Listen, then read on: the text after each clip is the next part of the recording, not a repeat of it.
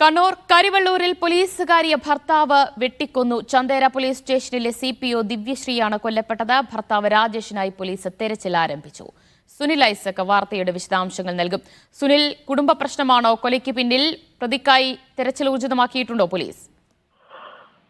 ദിവ്യ, ഇന്ന് വൈകിട്ട് 5:30 കരിവള്ളൂരിനടുത്ത് പലിയേരിയിലാണ് ദാരുണമായ ഈ സംഭവം ഉണ്ടായത്. ചന്തേര പോലീസ് സ്റ്റേഷനിലെ CPO ആയ ദിവ്യശ്രീയാണ് കൊല്ലപ്പെട്ടത്. ദിവ്യശ്രീയുടെ ഭർത്താവ് രാജേഷാണ് ഈ ക്രൂരകൃത്യം ചെയ്തത്. രാജേഷും ഒപ്പം ദിവ്യശ്രീയും കഴിഞ്ഞ കുറെ കാലമായി ചില ദാമ്പത്യ പ്രശ്നങ്ങളെ തുടർന്ന് പിരിഞ്ഞു താമസിക്കുകയായിരുന്നു.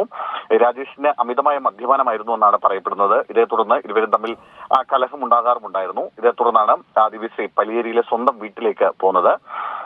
ഇന്ന് ദിവ്യശ്രീക്ക് പമ്പയിൽ ശബരിമല ഡ്യൂട്ടി ഉണ്ടായിരുന്നു. ഇന്ന് വൈകിട്ട് അവിടേക്ക് പോകാനുള്ള ഒരുക്കത്തിനിടയിലായിരുന്നു ദിവ്യശ്രീ.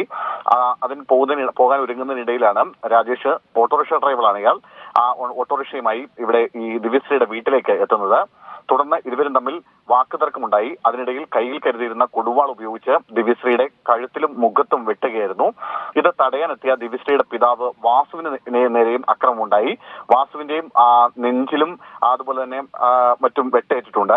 വാസുവിന്റെ പരിക്ക് ഗുരുതരമാണ്. വാസുവിനെ പരിയാരം മെഡിക്കൽ കോളേജ് ആശുപത്രിയിലേക്ക് മാറ്റിയിട്ടുണ്ട്. അതിനിടയിൽ ഈ നാട്ടുകാരിവിടേക്ക് ഈ സംഭവം അറിഞ്ഞ് ഓടിയെത്തി. ആ സമയത്ത് രാജേഷ് രക്ഷപ്പെടുകയായിരുന്നു.